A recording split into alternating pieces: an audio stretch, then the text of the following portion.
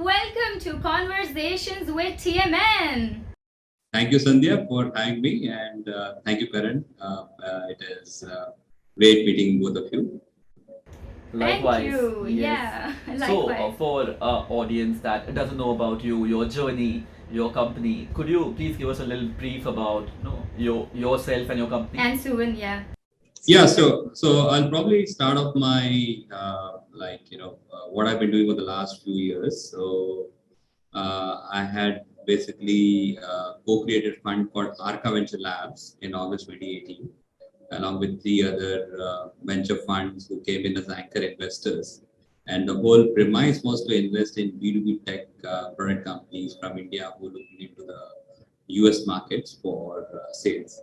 And till the end of last year, we had made 27 investments with 4 exits, and 9 companies that got their up round from the likes of B Capital, Sequoia, Lightspeed, Matrix, Nexus, Facebook, Samsung, expecting a few more in the coming weeks. And so this year onwards, I decided to set up my own independent fund called Suvan Ventures. And it's a 3 months old baby. Yes. I mean, it's still in the formative stages right now. So the investment thesis is same as Arka Venture Labs, basically investing in Indian SaaS companies within India and US corridor. So that's a quick brief about myself. And prior to Arka Venture Labs, I was with IBM for 18 years. In 2000, I started my career as a tech specialist in the services arm of IBM, and went on to become a software architect in the software division of IBM. I was designing software solutions for enterprise clients, system integrators, ISVs, across a whole array of technologies. And many of the solutions that I had designed, I used to kind of lead them towards sales closure also. So it was a massive exposure for me around technology, sales, and channels. And then in the last 3.5 years, I was I was doing this work as a software architect for 12 years, and I said, what do I do next? And incidentally, there was a new role that came up, which was heading the startup initiative by IBM India. So I volunteered to take up that particular role.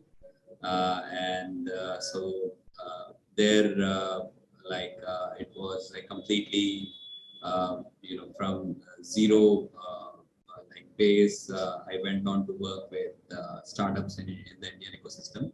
I focused primarily around B2B startups, and when I left that particular role, we had like more than 1,100 startups part of the program, and IBM was generating a significant revenue from cloud through startups. And every year I used to conduct this annual B2B startup challenge, which was like a first of its kind startup challenge in the country, where I used to pick some very good B2B startups and then get them to present before investors, CXOs, and a whole lot of people in the startup ecosystem. And I also used to give them press coverage. And quite a few of these startups which I had picked up went on to raise the subsequent funding, and then they scaled pretty well. And I also used to mentor a few startups and help them to connect with the customer ecosystem of IBM, and bringing my past experience of IBM into the table, and then helping them to mentor them. And so I've seen good momentum of Indian B2B startups, and that triggered the idea about having a very focused fund, which not only invests but also mentors them, and then also connects them to the right set of people in the ecosystem. And so basically, I went about approaching a few funds, and that's how Arka Venture Labs was born around in August 2018. Wow, pretty cool. So, you've had a really interesting journey. So, if I ask you, what role do you enjoy more? Was it working as a software architect, or do you enjoy the role of working as an investor and helping mentor startups, especially the B2B category? Is that more enjoyable, or was your previous work more enjoyable? I mean, it's difficult to kind of mention this, but I'll tell you what I liked when I was working as a software architect. I was always on top of technologies, and I'll tell you basically that my previous work, from when I graduated in '94, I started my career in a steel plant. And so, as you know, the steel plant is kind of using those processes and technologies which are like very old. And there was this innate desire for me to do something very cutting edge during those times. And so I did my MBA from SPJN in '98, from '98 to 2000. And when I graduated from SPJN, I was always wanting to learn about technology and then wanting to apply in live situations, client situations. And then I think there's no better place than IBM. So where I was learning about around application integration, around application servers, databases, portals, content management, identity management, access management, business intelligence, data warehousing. So these are like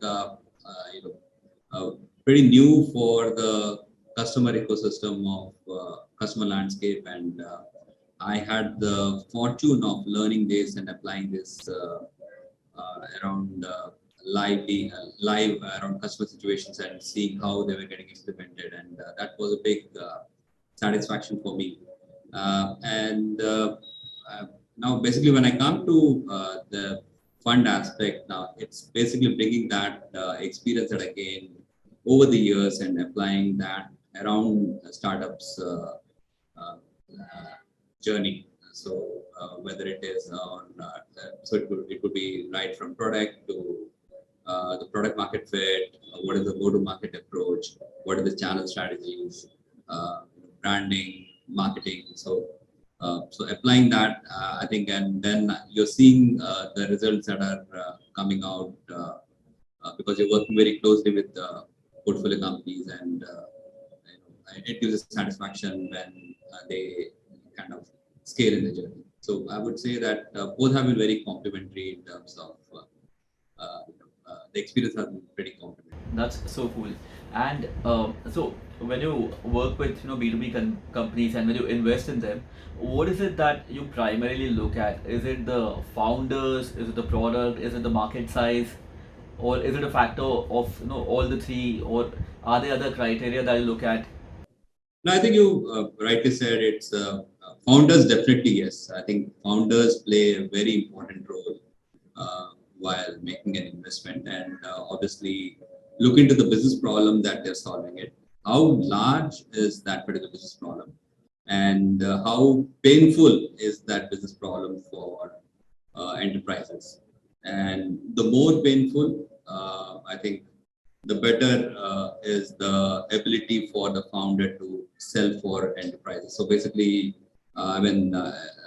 I kind of have categorized, and it's also many people do that. Like you have categories of the pain. Like one is either so it's basically the life-saving drug. Whether the solution that you're providing is it a life-saving drug, or is it a painkiller, or is it like a vitamin kind of supplement that the solution one is providing? And if it's a life-saving drug, then you're almost pretty much likely that any enterprise will go and buy that solution. If it is a painkiller, then obviously you need to have a lot of selling to kind of to make that sale happen. And so vitamin kind of supplements and all that, it's like very difficult for companies to sell. So obviously one would like to invest in categories which are like a life-saving drug, and if not, at least still the painkillers. And also look into the market size. How big is the market size? If the market size is large enough and very poignant things that the company is solving, and then basically also we look into the ability of the founder to execute in that environment, the ability for him to differentiate against the existing players, ability to kind of make that product happen, and then basically the sales happen. So we look into that aspect as well. So yeah, combination of quite a few things there. Pretty cool. I really love the metaphor that you used. Right? Something that I haven't, we understand that, but the way you put it across was really amazing. So love that. Yeah, it's going to be like memorable. It's Yeah. very easy to associate, Yeah. and the analogy, right? Yeah. It'll stick in my mind for sure. And so, what was that trigger, if I could call it that, to start your own venture capital funding company?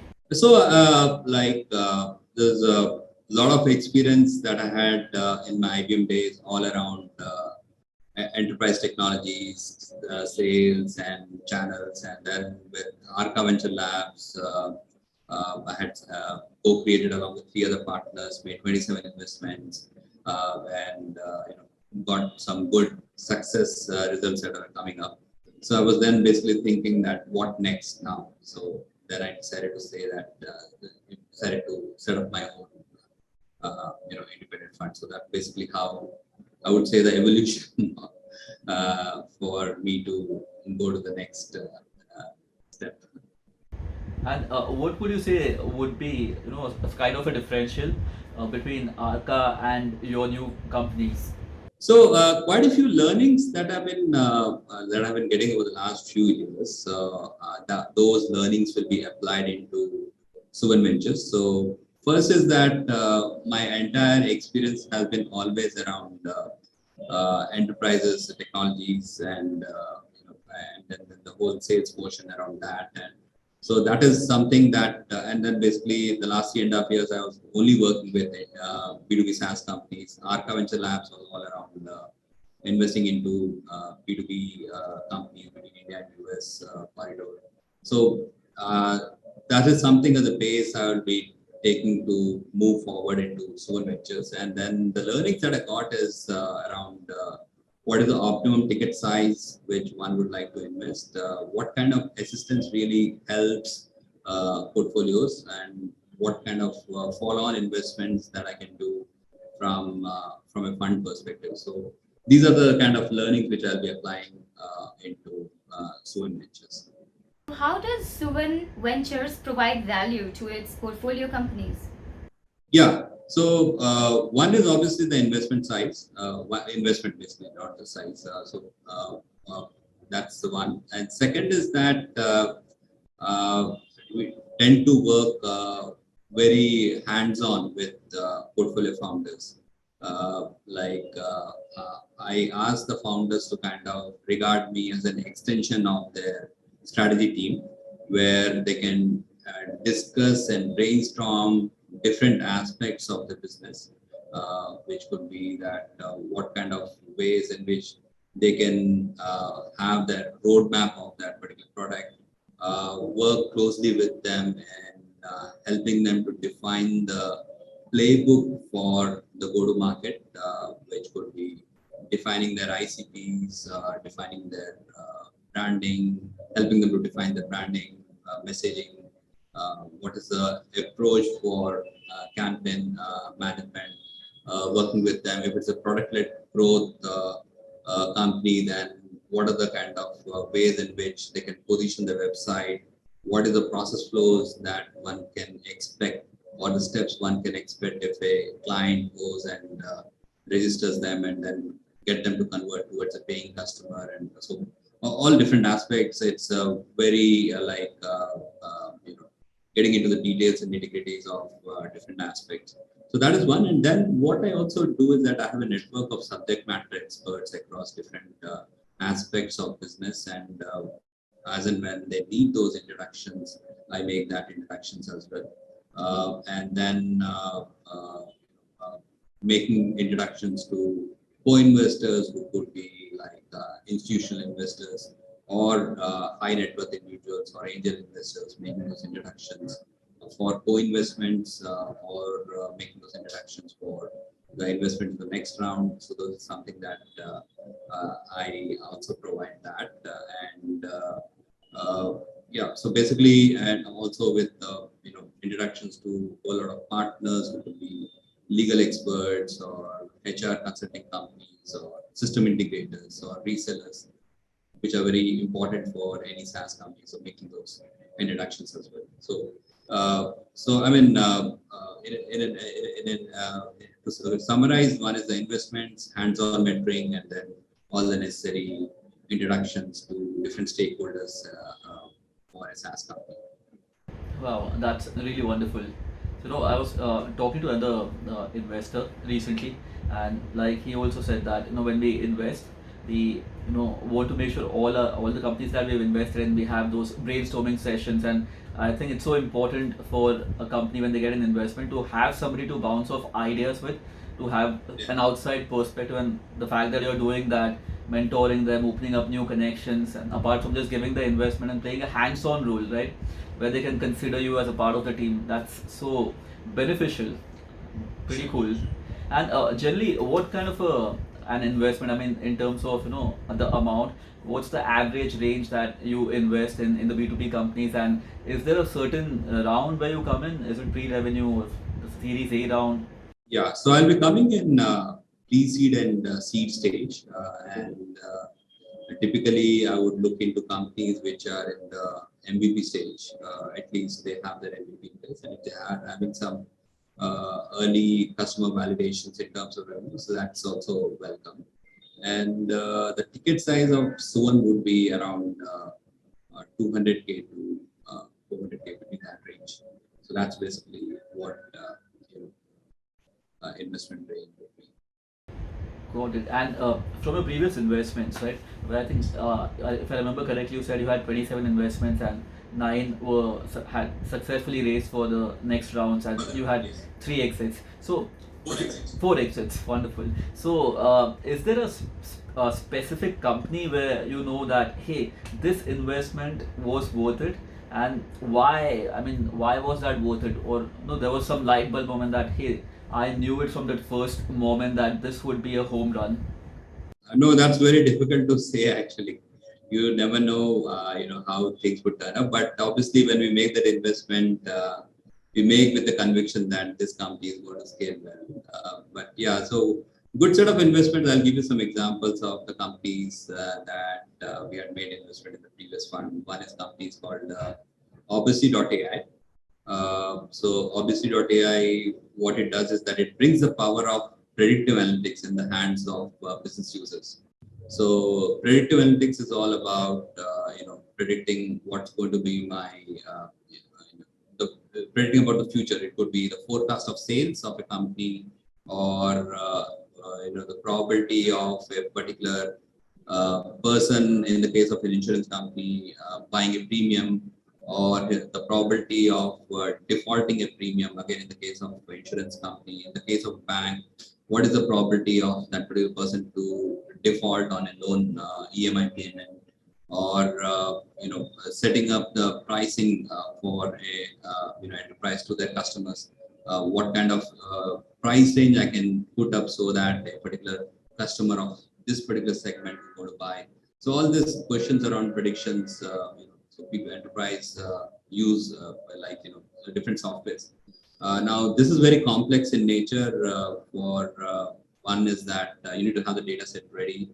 Second is that you need to have softwares which can run on the data sets, and then you need to understand a lot of statistics and machine learning to figure out what models work best on that data sets. And then one would need good amount of computing power and all that. So this takes a lot of time for enterprises to do that end-to-end implementation. Like when I was at IBM, when I used to give those proposals, it used to be quite tedious in terms of the duration of the implementation timelines, as well as the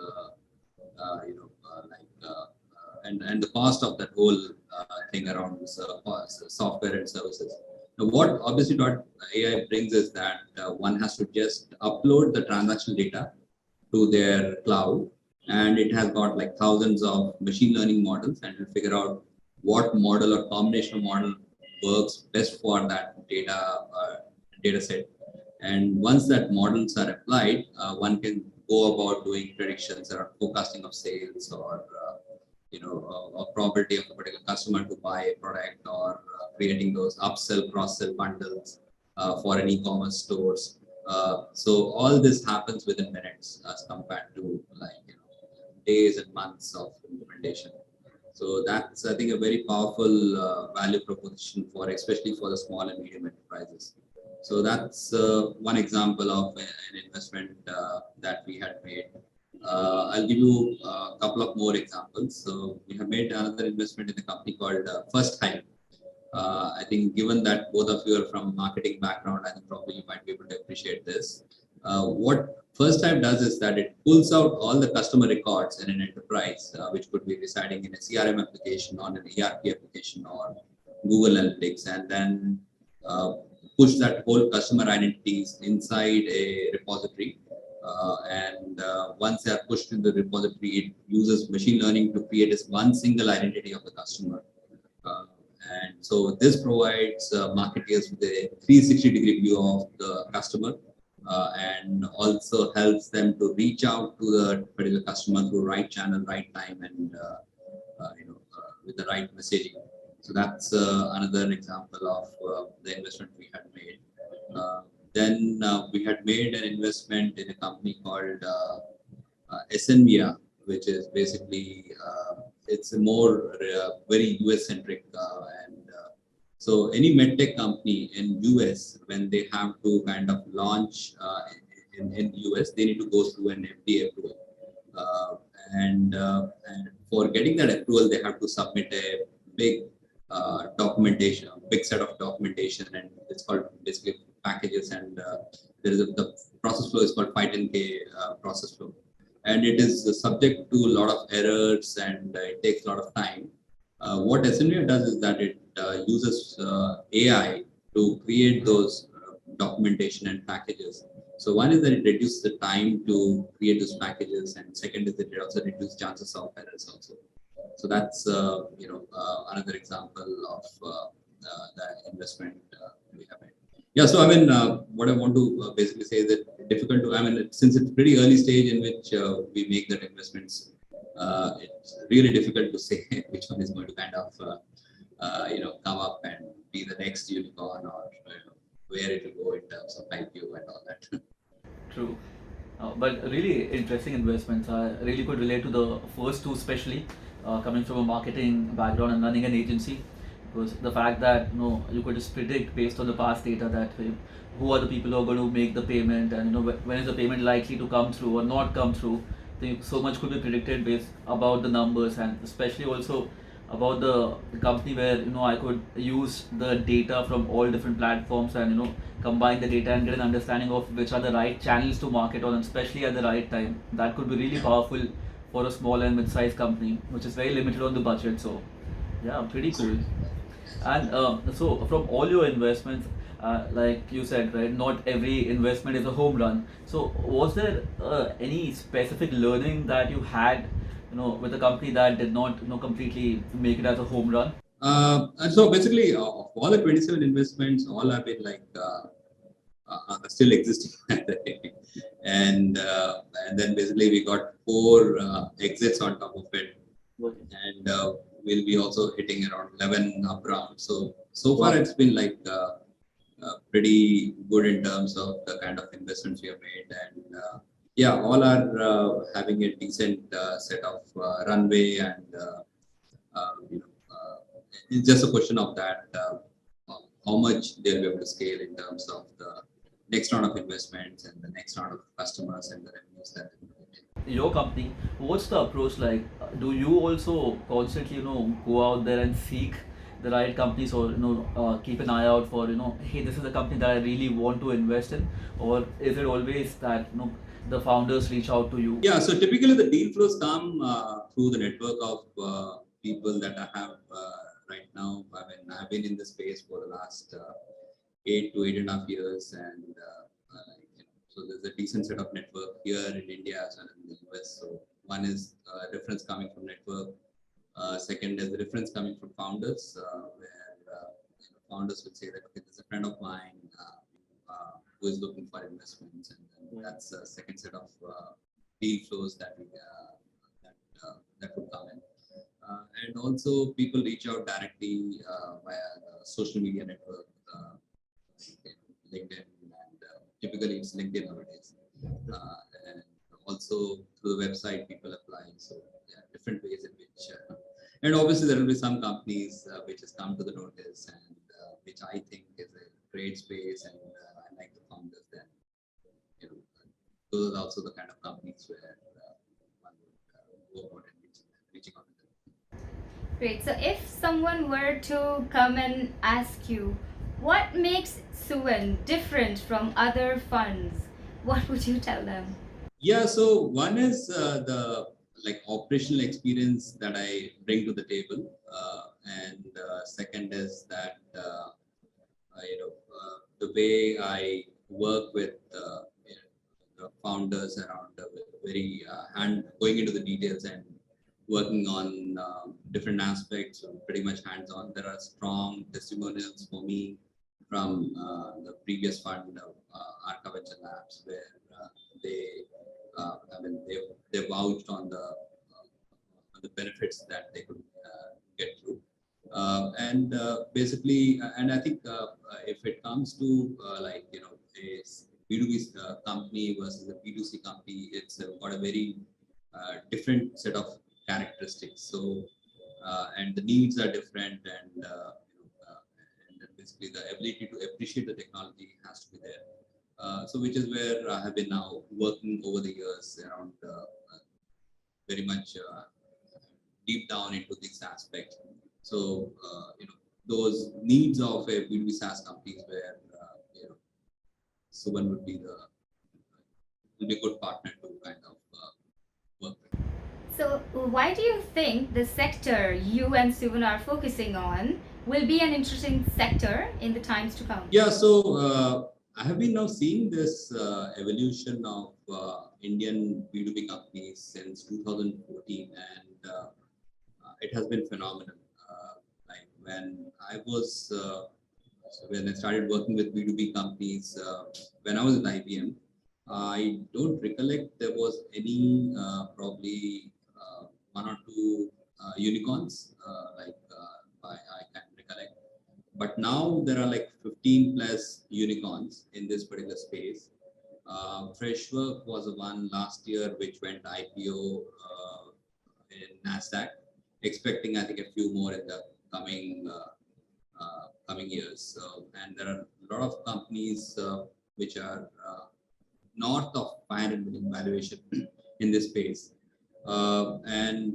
So obviously there's a big surge of Indian B2B companies in the global markets. 80s and 90s was all around the era of system integrators from India like TCS, Infosys, Wipro. They had a base in India, but were catering to the global markets, US and Europe.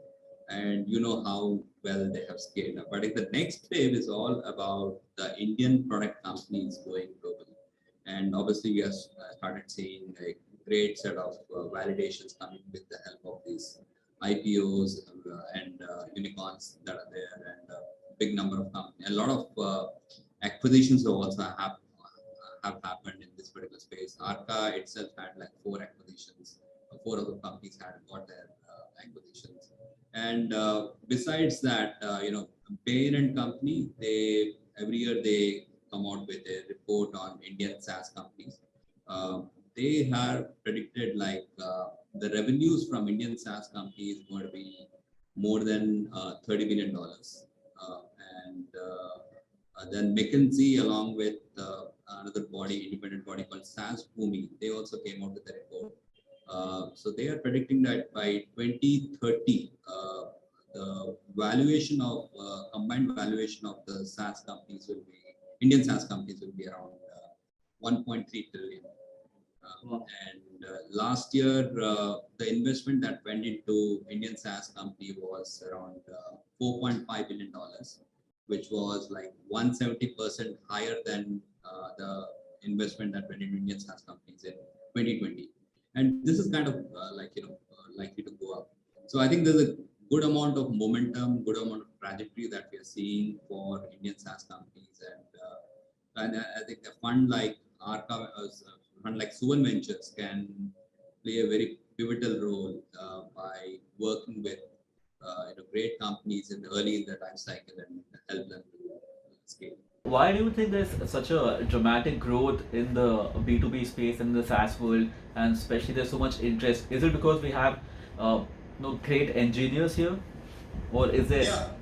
No, absolutely. I mean, there is a great set of talent that we have, and you have this talent who are working with. I mean, one is that number of engineers that are graduating every year is kind of phenomenal in India, and then you have a lot of talent that are already working with the likes of large system integrators like Infosys, TCS, Wipros, and then you have great talent working with large MNCs like Microsoft, IBM, Google, and then you have a lot of people who are working with startups, and so they kind of decide one day that okay, there's a problem that we have, and typically what I've seen is that they have been working over the years, and then they identify a problem and say that there are better ways to do this particular problem, and then they kind of team up with the co-founders, or sometimes they do it on their own, and they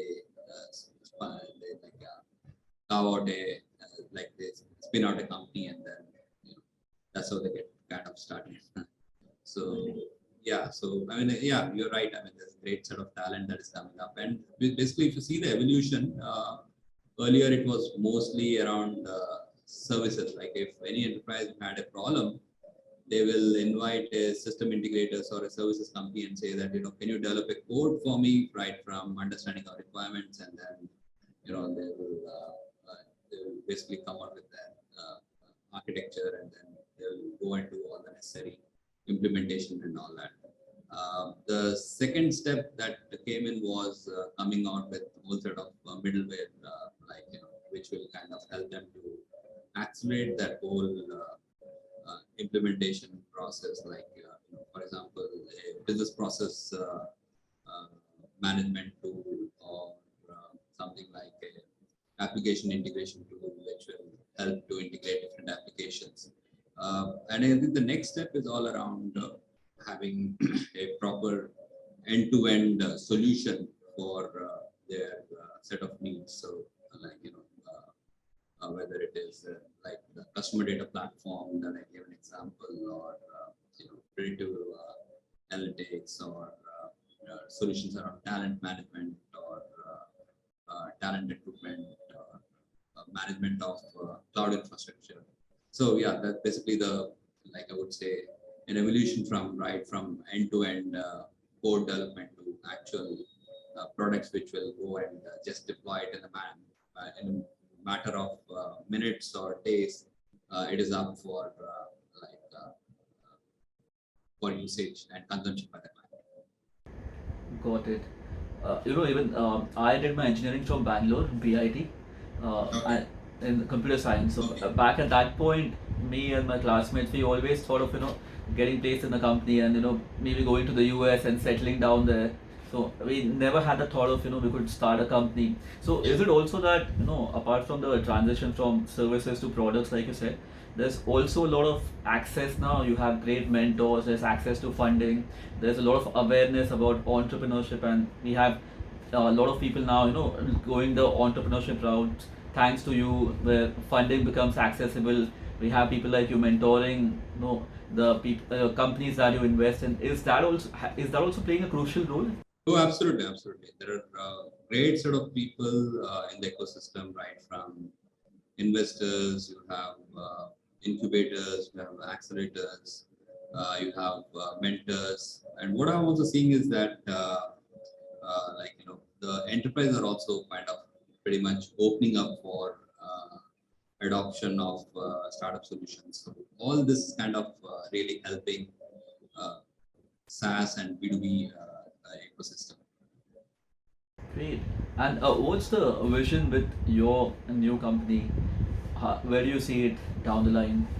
Yeah, so right now I'm, as I said, I'm in formative stage of my new fund, and I'm still in the process of fundraise, and probably I'm aiming to do my first close in the next 2 to 3 months, and within the time frame I should be able to make my first few investments. And my total investment around Corpus that I'm looking to raise is around 15 million. Is it 1.5 or 5? 1.5. And planning to make around 20 to 25 investments in the next 3 to 4 years. Pretty cool. Here's what I'm thinking, which is also what we are doing with a lot of companies that we are having on the podcast.